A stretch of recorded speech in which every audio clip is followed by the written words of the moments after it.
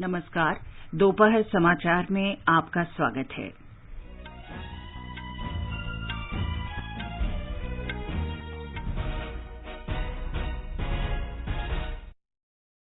प्रधानमंत्री नरेंद्र मोदी आज शाम 4 बजे टीका निर्माताओं के साथ बातचीत करेंगे। टीका अनुसंधान को आगे बढ़ाने जैसे विभिन्न मुद्दों पर चर्चा करेंगे। देश में अब तक 101 करोड़ 30 लाख से अधिक कोविड रोधी टीके लगाए गए। स्वस्थ होने की दर 98.16% हुई। प्रधानमंत्री ने गोवा में पर्यटन से जुड़ी अपार संभावनाओं का उपयोग करने का आह्वान किया। उन्होंने आत्मनिर्भर भारत स्वयं पूर्ण गोवा के लाभार्थियों और हितधारकों के साथ बातचीत की। प्रधानमंत्री मन की बात कार्यक्रम में कल अपने विचार साझा करेंगे। गृह मंत्री अमित शाह श्रीनगर में शहीद परवेज के आवास पर जाकर परिजनों से मिले। श्री शाह ने अधिकारियों के साथ उच्च स्तरीय बैठक भी करेंगे। उत्तराखंड के कुमाऊं मंडल में आई अचानक बाढ़ और भूस्खलन के कारण 2000 करोड़ रुपए की सार्वजनिक संपत्ति को नुकसान पहुंचा। भारत और ब्रिटेन जलवायु पहल को मजबूत करने और हरित साझेदारी को आगे बढ़ाने पर सहमत। प्रधानमंत्री ने रूपिंदर पाल सिंह को पत्र लिखकर भारतीय हॉकी में उनके योगदान की सराहना की और क्रिकेट में T20 विश्व कप में सुपर 12 मुकाबले आज से शुरू। अबू धाबी में ऑस्ट्रेलिया का मुकाबला दक्षिण अफ्रीका से और दुबई में इंग्लैंड का सामना वेस्टइंडीज से होगा।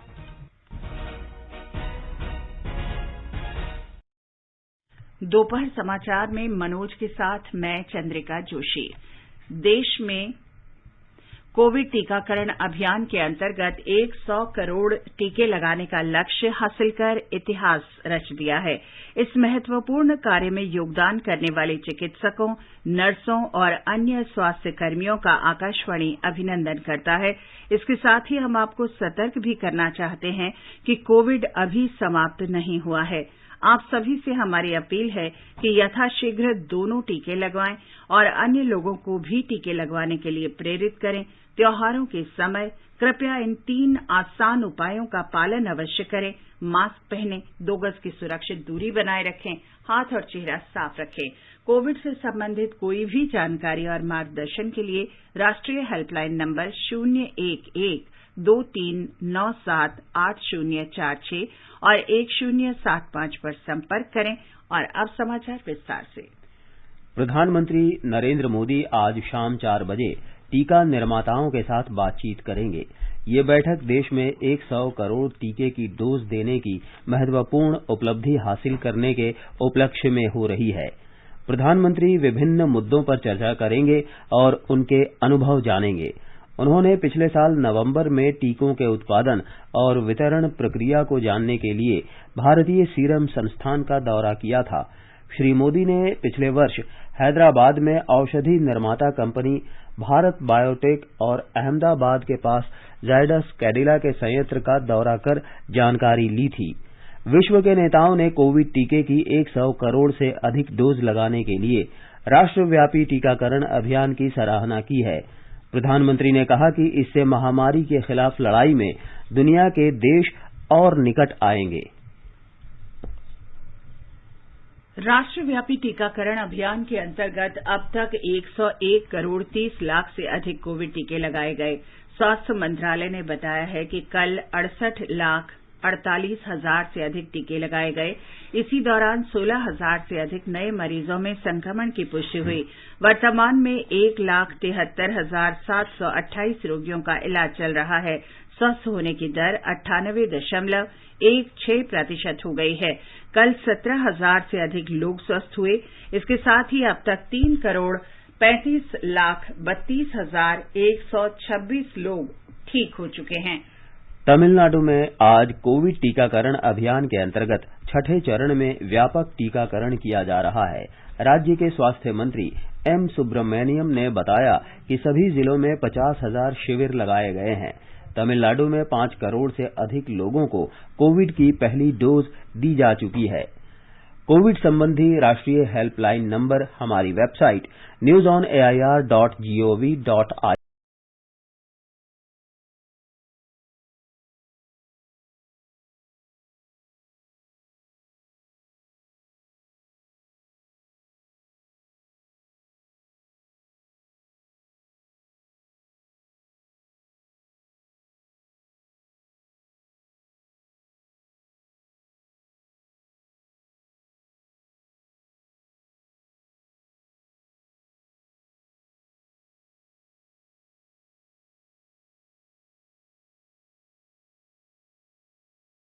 कहा है कि गोवा में पर्यटन की अपार संभावनाएं हैं और दूसरे हवाई अड्डे तथा अन्य योजनाओं से जोड़ने के बाद गोवा और तेजी से आगे बढ़ेगा। आज वीडियो कॉन्फ्रेंस के माध्यम से आत्मनिर्भर भारत स्वयं पूर्ण गोवा कार्यक्रम के लाभार्थियों और हितधारकों के साथ संवाद में उन्होंने ये बात कही। भारत के वैक्सीनेशन अभियान में भी गोवा सहित देश के उन राज्यों को विशेष प्रोत्साहन दिया गया है जो टूरिज्म के केंद्र है। इसमें गोवा को भी बहुत लाभ हुआ है। गोवा ने दिन रात प्रयास करके अपने यहाँ सभी पात्र लोगों को वैक्सीन की पहली डोज लगवाई। अब देश ने भी 100 करोड़ वैक्सीन डोज का आंकड़ा पार कर लिया है। इससे देश के लोगों में विश्वास बढ़ा है, टूरिस्टों में विश्वास बढ़ा है। अब जब आप दिवाली, क्रिसमस और न्यू ईयर की तैयारी कर रहे हैं तो त्योहारों और छुट्टियों के इस सीजन में गोवा के टूरिज्म सेक्टर में नई ऊर्जा देखने को मिलेगी। प्रधानमंत्री ने कहा कि महामारी, समुद्री तूफान और बाढ़ जैसी चुनौतियों के बावजूद गोवा ने 100% टीकाकरण और अन्य योजनाओं के लक्ष्य हासिल किए। इन सबके लिए पूरी टीम धन्यवाद की पात्र है। प्रधानमंत्री ने कहा कि गोवा मछली प्रसंस्करण के क्षेत्र में एक ताकत के रूप में उभरने की अपार क्षमता रखता है। श्री मोदी ने कहा कि मत्स्य पालन को मजबूत बनाने और मछुआरों की मदद के लिए तेजी से काम किया जा रहा है। स्वयं पूर्ण गोवा की एक बड़ी ताकत फूड प्रोसेसिंग इंडस्ट्री होने वाली है। विशेष रूप से फिश प्रोसेसिंग में गोवा भारत की ताकत बन सकता है। भारत लंबे समय से रॉ फिश को एक्सपोर्ट करता रहा है। भारत की फिश पूर्वी एशियाई देशों से प्रोसेस होकर दुनिया के बाजारों तक पहुंचती है। इस स्थिति को बदलने के लिए फिशरीज सेक्टर को पहली बार बहुत बड़े स्तर पर मदद दी जा रही है। मछली के व्यापार कारोबार के लिए अलग मंत्रालय से लेकर मछुआरों की नावों के आधुनिकीकरण तक हर स्तर पर प्रोत्साहन दिया जा रहा है। प्रधानमंत्री मत्स्य संपदा योजना के तहत भी गोवा में हमारे मछुआरों को बहुत मदद मिल रही है। प्रधानमंत्री ने कहा कि स्वयं पूर्ण गोवा से तात्पर्य आम आदमी, माताओं, बेटियों और युवाओं की आकांक्षाओं को पूरा करना और उनके उज्जवल भविष्य के लिए आशा की किरण जगाना है। प्रधानमंत्री ने कहा कि स्वयं सहायता समूह सेवा के क्षेत्र में बहुत योगदान कर सकते हैं। उन्होंने कहा कि पिछले कई वर्षों से गोवा में स्थिर सरकार की वजह से चहुमुखी विकास हुआ है। ऐसे कई विषय हो सकते हैं जिसको आप डेवलप कर सकते हैं। जैसे कहीं पर हॉस्टल में वर्किंग वुमेन रहती हैं या लड़के पढ़ते हैं, उनको भोजन की तकलीफ होती है, तो सेल्फ हेल्प ग्रुप की बहनें छोटा सा किचन चलाती हैं और उनको खाना पहुंचा देती हैं। कुछ सेल्फ हेल्प की ग्रुप बहनें अस्पतालों में खाना पहुंचा देती हैं। एक प्रकार से उनका डेवलपमेंट भी होगा। जो समाज जीवन में जो कुछ बुराइयां या व्यय होता है फालतू, उन सबको भी बचाया जा सकता है। सेल्फ हेल्प ग्रुप इन सेवा के क्षेत्र में भी बहुत कुछ कर सकते हैं। हमारी अफसरशाही जितनी ही संवेदनशील और जिम्मेदार होगी, उतना ही ज्यादा फायदा लोगों को मिलेगा, देश को मिलेगा। हमारे अफसर जितने इनोवेटिव होंगे, उतनी ही तेजी से लोगों तक सरकार की योजनाएं पहुंचेगी। मुख्यमंत्री प्रमोद सावंत ने कहा कि प्रधानमंत्री गोवा को बराबर हर तरह का समर्थन और सहायता उपलब्ध करा रहे हैं। हमने 2 अक्टूबर 2020 से आत्मनिर्भर भारत स्वयं पूर्ण गोवा एक कार्यक्रम स्टार्ट किया। द फर्स्ट फेज में पूरे ग्राम पंचायत में सभी गोवा का हमने सर्वे किया, वहां पे क्या जरूरी है, क्या पहुंचा सकते हैं, इसी तरह से उसका एक डाटा कलेक्शन किया। तभी से फर्स्ट फेज में सेंट्रल गवर्नमेंट की स्कीम्स और स्टेट गवर्नमेंट की स्कीम्स अंत्योदय तक पहुंचाने की हमारी कोशिश शुरू हो गई और तब से हम ये प्रोग्राम आगे बढ़ाया। प्रधानमंत्री नरेंद्र मोदी कल सवेरे 11 बजे आकाशवाणी से मन की बात कार्यक्रम में अपने विचार साझा करेंगे। मासिक रेडियो कार्यक्रम की ये 82वीं कड़ी होगी। मन की बात कार्यक्रम आकाशवाणी और दूरदर्शन के समूचे नेटवर्क पर प्रसारित होगा। ये आकाशवाणी समाचार की वेबसाइट और news on AIR mobile app पर भी उपलब्ध रहेगा। आकाशवाणी समाचार, डीडी न्यूज, प्रधानमंत्री कार्यालय तथा सूचना और प्रसारण मंत्रालय के यूट्यूब चैनलों पर इसका सीधा प्रसारण होगा। ये समाचार हमारी वेबसाइट newsonair.com/hindi और हमारे mobile app news on AIR पर भी उपलब्ध हैं।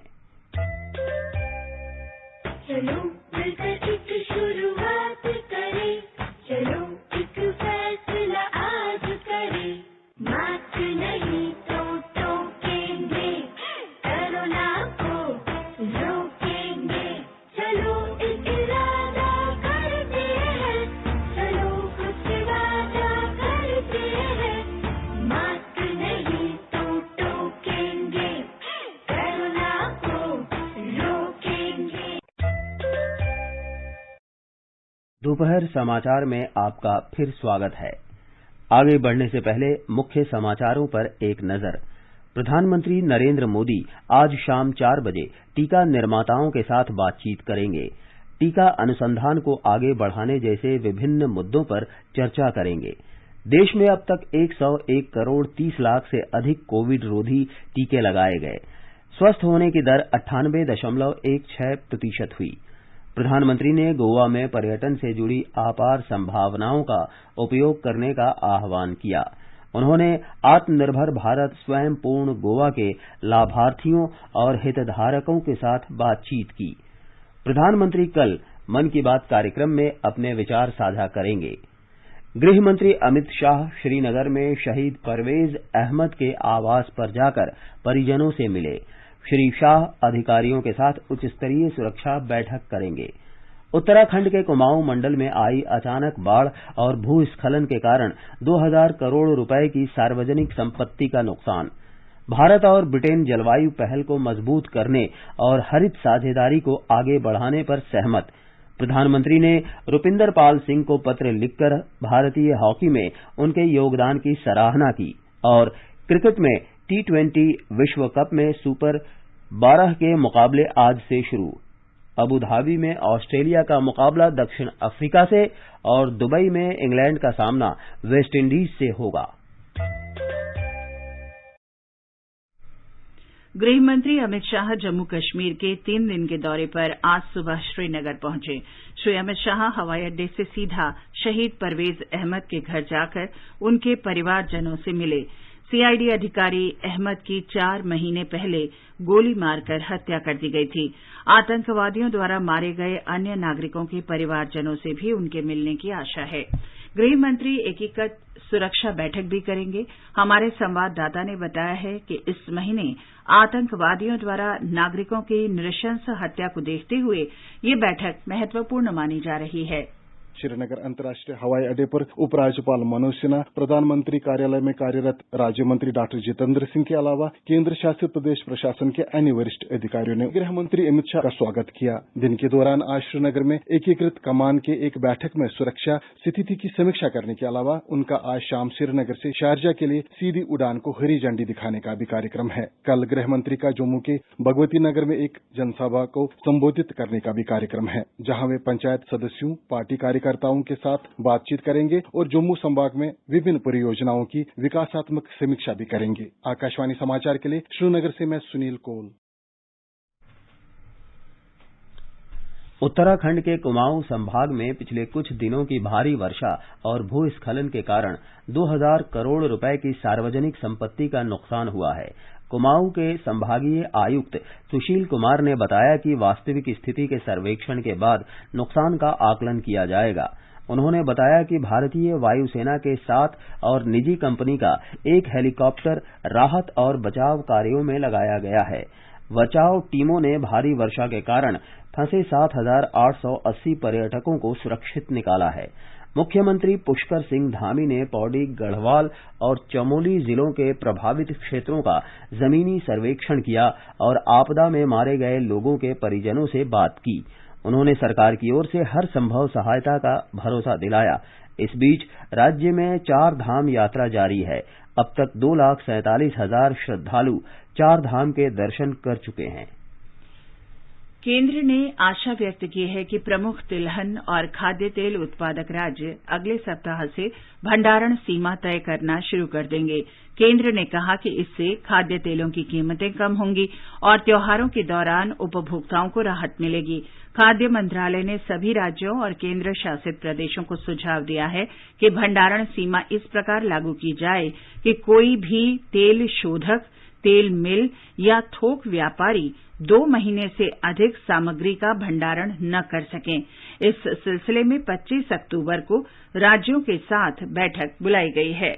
ऊर्जा मंत्रालय ने बिजली क्षेत्र की स्थिरता और स्वच्छ ऊर्जा को बढ़ावा देने के लिए नियम अधिसूचित किए हैं।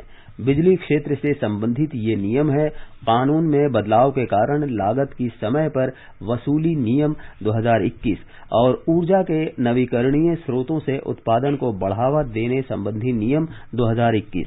मंत्रालय ने कहा है कि इन नियमों से देश में निवेश का अनुकूल माहौल बनाने में मदद मिलेगी। ये नियम भारत की अक्षय ऊर्जा उत्पादन की अंतर्राष्ट्रीय प्रतिबद्धताओं को पूरा करने में मदद करेंगे। मंत्रालय ने यह भी कहा है कि ये नियम सुनिश्चित करेंगे कि उपभोक्ताओं को हरित और स्वच्छ बिजली मिले। उच्चतम न्यायालय ने कहा है कि सिविल सेवा परीक्षा में सफल उम्मीदवार को अपनी पसंद से गृह राज्य कैडर आवंटित करने की मांग का अधिकार नहीं है। शीर्ष न्यायालय ने कहा कि सफल उम्मीदवार नियुक्ति से पहले देश में कहीं भी सेवा करने का विकल्प चुनते हैं, लेकिन बाद में वे गृह राज्य में कैडर आवंटित करने की मांग करते हैं। उच्चतम न्यायालय का ये आदेश केरल उच्च न्यायालय के फैसले के खिलाफ केंद्र सरकार की अपील पर आया है। केरल उच्च न्यायालय ने हिमाचल प्रदेश की निवासी भारतीय प्रशासनिक सेवा की एक महिला अधिकारी को उसके गृह राज्य में कैडर आवंटित करने का फैसला दिया था। न्यायमूर्ति हेमंत गुप्ता और वी रामा सुब्रमण्यन ने केरल उच्च न्यायालय के फैसले को निरस्त कर दिया। ये समाचार आकाशवाणी से प्रसारित किए जा रहे हैं। ताज़ा समाचार जानने के लिए आप हमारे Twitter handle @AIR News Hindi को फॉलो कर सकते हैं। केंद्रीय पर्यावरण, वन और जलवायु परिवर्तन मंत्री भूपेंद्र यादव ने कहा है कि भारत और ब्रिटेन जलवायु पहल मजबूत करने और हरित साझेदारी आगे बढ़ाने पर सहमत हुए हैं। श्री यादव ने कल नई दिल्ली में ब्रिटेन की विदेश मंत्री एलिजाबेथ ट्रस के साथ द्विपक्षीय बैठक की। ब्रिटेन 31 अक्टूबर से 12 नवंबर तक ग्लासगो में संयुक्त राष्ट्र जलवायु संधि में शामिल देशों के 26वें सम्मेलन की मेजबानी करेगा। प्रधानमंत्री नरेंद्र मोदी ने भारतीय हॉकी में योगदान के लिए हॉकी खिलाड़ी रुपिंदर पाल सिंह की सराहना की है। श्री मोदी ने उन्हें लिखे एक पत्र में टोक्यो ओलंपिक में रुपिंदर पाल सिंह के शानदार प्रदर्शन का उल्लेख किया और कहा कि कांस्य पदक जीतना भारतीय हॉकी के लिए एक ऐतिहासिक क्षण था। प्रधानमंत्री ने आशा व्यक्त की कि रुपिंदर अगस्त 2023 तक विभिन्न स्कूलों का दौरा करेंगे और युवाओं के साथ कुपोषण को समाप्त करने के तरीकों के साथ साथ खेलों का प्रचार करेंगे। रुपिंदर पाल सिंह ने कहा है कि प्रधानमंत्री से पत्र पाकर वे अभिभूत हैं। उन्होंने कहा कि एथलीटों को प्रधानमंत्री के निरंतर समर्थन ने सर्वश्रेष्ठ प्रदर्शन के लिए प्रेरित किया है और भारतीय खेलों में अपना योगदान जारी रखने का संकल्प लिया है। T20 क्रिकेट विश्व कप में सुपर 12 के मुकाबले आज से शुरू हो रहे हैं। अबू धाबी में ऑस्ट्रेलिया और दक्षिण अफ्रीका का मुकाबला भारतीय समयानुसार दोपहर बाद 3:30 बजे से होगा। दुबई में शाम 7:30 पर वेस्टइंडीज और इंग्लैंड आमने सामने होंगे। भारत अपना पहला मैच कल पाकिस्तान से खेलेगा। आकाशवाणी से इन मैचों का आंखों देखा हाल प्रसारित किया जाएगा। आजादी का अमृत महोत्सव के अंतर्गत आइए अब सुनते हैं आकाशवाणी की विशेष प्रस्तुति आजादी का सफर। आजादी का अमृत महोत्सव।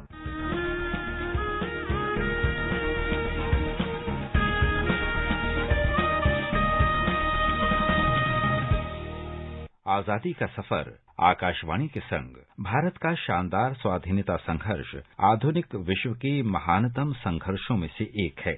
आकाशवाणी आपके लिए रोजाना ला रही है इस शानदार संघर्ष की झलक।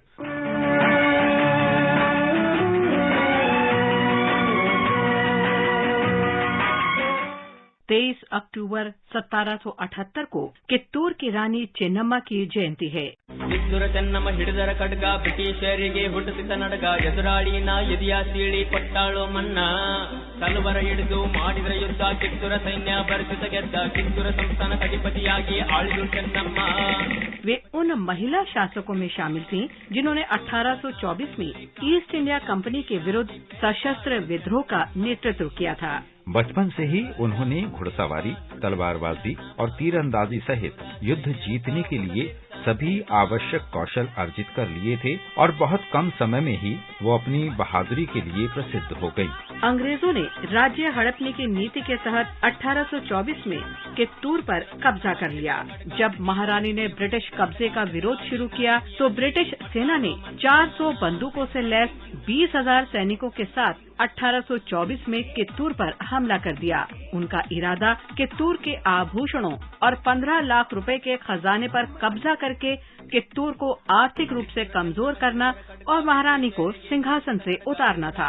अंग्रेजों के मुकाबले में कम सेना के बावजूद चेन्नम्मा ने दुश्मनों को कड़ी टक्कर दी और पहला युद्ध जीता। ब्रिटिश सेना को जबरदस्त नुकसान उठाना पड़ा और 2 ब्रिटिश अधिकारी सर वॉल्टर इलियट तथा स्टीवेंसन को बंधक बना लिया गया। इससे चेन्नम्मा को संघर्ष विराम के लिए अपनी शर्त मनवाने में आसानी हुई। चेन्नम्मा युद्ध समाप्त करने और अपने बेटे को सिंहासन पर बैठाने की शर्त पर ब्रिटिश बंधकों को रिहा करने पर सहमत हो गयी। ईस्ट इंडिया कंपनी के कमिश्नर चैपलिन ने ये शर्त मान ली और बंधक रिहा कर दिए गए। हालांकि अप्रत्याशित रूप से ब्रिटिश सेना ने दूसरा युद्ध छेड़ दिया। वे एक महिला से अपमानजनक हार को पचा नहीं पा रहे थे, इसलिए उन्होंने मैसूर और सोलापुर में सेना के बीच घुसपैठ की साजिश रची। उन्होंने चेन्नम्मा के 2 सैनिकों को तोड़ लिया और बारूद में गोबर और कीचड़ मिलवा दिया। इस बार चेन्नम्मा को पकड़ लिया गया और बेलहोंगल किले में जीवन भर के लिए कैद कर दिया गया। 21 फरवरी 1829 को चेन्नम्मा का स्वर्गवास हो गया। रानी चेन्नम्मा का अंतिम संस्कार बेलहोंगल तालुक में किया गया। उनकी विरासत और पहली जीत अब भी कित्तूर में धूमधाम से याद की जाती है और 22 से 24 अक्टूबर के दौरान कित्तूर उत्सव मनाया जाता है।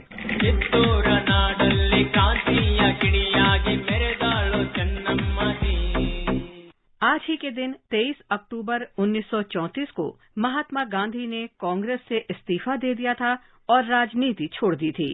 उन्होंने कहा था वो सक्रिय राजनीति छोड़ रहे हैं और कांग्रेस की सदस्यता से भी त्याग पत्र दे रहे हैं, क्योंकि वे खुद को रचनात्मक कार्यक्रम और हरिजन कल्याण के लिए पूरी तरह समर्पित करना चाहते हैं। वे पार्टी की स्थिति से असहमत नहीं थे, लेकिन उन्होंने ये महसूस किया कि यदि त्याग पत्र दिया गया तो भारतीय जनता के बीच उनकी लोकप्रियता घटकर मात्र सदस्यता तक सीमित रह जाएगी। उन दिनों पार्टी में कम्युनिस्टों, समाजवादियों, ट्रेड यूनियन, विद्यार्थियों, धार्मिक रूढ़िवादियों और कारोबारियों के समर्थकों सहित विभिन्न पक्ष शामिल थे और गांधी जी चाहते थे कि उन्हें भी अपनी आवाज उठाने का अवसर मिलना चाहिए।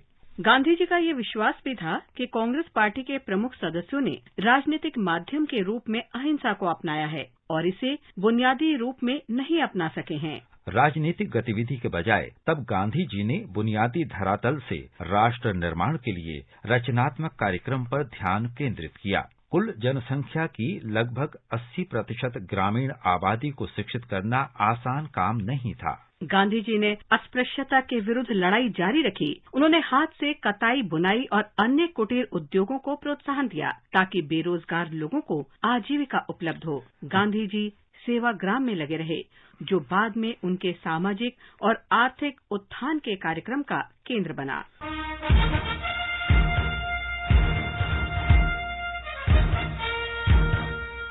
आज बस इतना ही। आजादी का सफर आकाशवाणी के संग कल फिर मिलेंगे नई कड़ी के साथ।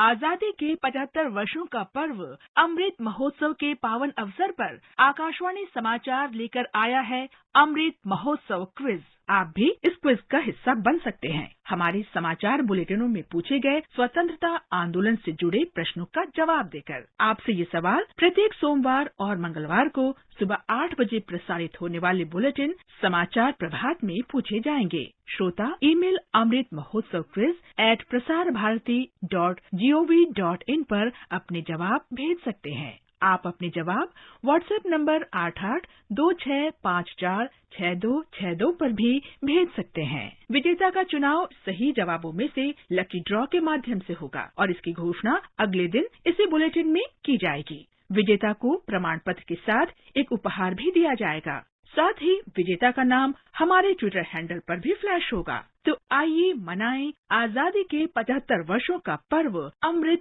महोत्सव आकाशवाणी समाचार के साथ।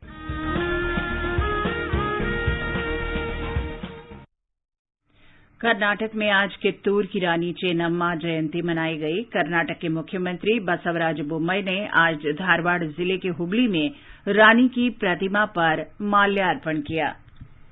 सूचना और प्रसारण मंत्री अनुराग ठाकुर ने खुले में शौच से मुक्त होने और हर घर में बिजली पहुंचाने के लिए गोवा की सराहना की है।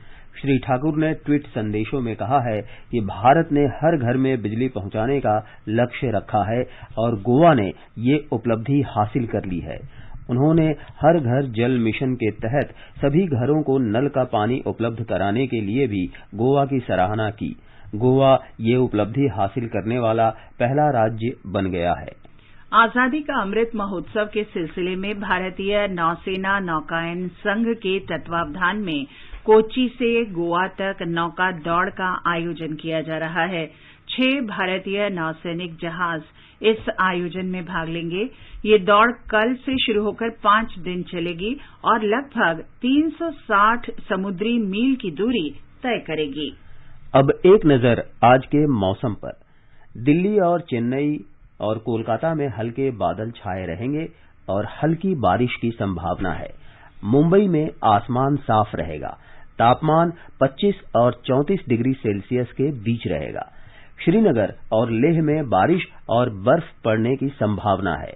गिलगित, जम्मू और मुजफ्फराबाद में बादल छाए रहेंगे और बारिश हो सकती है। तापमान 1 से लेकर 27 डिग्री सेल्सियस के बीच रहने का अनुमान है। आइजोल, कोहिमा, ईटानगर, अगरतला और गंगटोक में हल्के बादल छाए रहेंगे और बारिश की संभावना है। न्यूनतम तापमान 23 डिग्री सेल्सियस और अधिकतम 34 डिग्री सेल्सियस के आसपास रहने के आसार हैं। विशाखापत्तनम, बेंगलुरु, तिरुवनंतपुरम और पुद्दुचेरी में बादल छाए रहेंगे और बारिश हो सकती है। इन क्षेत्रों में तापमान 27 डिग्री सेल्सियस से 33 डिग्री सेल्सियस के बीच रहेगा। भारत में पहली बार आईवीएफ के माध्यम से बन्नी नस्ल की भैंस के बच्चे का जन्म हुआ है। इसके साथ ही भारत का ओवम पिकअप आईवीएफ का काम अगले चरण में पहुंच गया है। मत्स्य पालन, पशुपालन और डेयरी मंत्रालय ने कहा है कि सरकार और वैज्ञानिक समुदाय को भैंसों के आईवीएफ के क्षेत्र में बहुत बड़ी संभावना दिख रही है। और अंत में मुख्य समाचार एक बार फिर। प्रधानमंत्री नरेंद्र मोदी आज शाम 4 बजे टीका निर्माताओं के साथ बातचीत करेंगे। टीका अनुसंधान को आगे बढ़ाने जैसे विभिन्न मुद्दों पर चर्चा करेंगे। देश में अब तक 101 करोड़ 30 लाख से अधिक कोविड रोधी टीके लगाए गए हैं। स्वस्थ होने की दर 98.16% हुई। प्रधानमंत्री ने गोवा में पर्यटन से जुड़ी अपार संभावनाओं का उपयोग करने का आह्वान किया। उन्होंने आत्मनिर्भर भारत स्वयं पूर्ण गोवा के लाभार्थियों और हितधारकों के साथ बातचीत की। प्रधानमंत्री मन की बात कार्यक्रम में कल अपने विचार साझा करेंगे। गृह मंत्री अमित शाह श्रीनगर में शहीद परवेज अहमद के आवास पर जाकर परिजनों से मिले। श्री अमित शाह अधिकारियों के साथ उच्च स्तरीय सुरक्षा बैठक करेंगे। उत्तराखंड के कुमाऊं मंडल में आई अचानक बाढ़ और भूस्खलन के कारण 2000 करोड़ रुपए की सार्वजनिक संपत्ति का नुकसान। भारत और ब्रिटेन जलवायु पहल को मजबूत करने और हरित साझेदारी को आगे बढ़ाने पर सहमत। प्रधानमंत्री ने रुपिंदर इंदरपाल सिंह को पत्र लिखकर भारतीय हॉकी में उनके योगदान की सराहना की और क्रिकेट में T20 विश्व कप में सुपर 12 के मुकाबले आज से शुरू। अबुधाबी में ऑस्ट्रेलिया का मुकाबला दक्षिण अफ्रीका से और दुबई में इंग्लैंड का सामना वेस्ट इंडीज से होगा। इसके साथ ही दोपहर समाचार का ये अंक समाप्त हुआ। नमस्कार।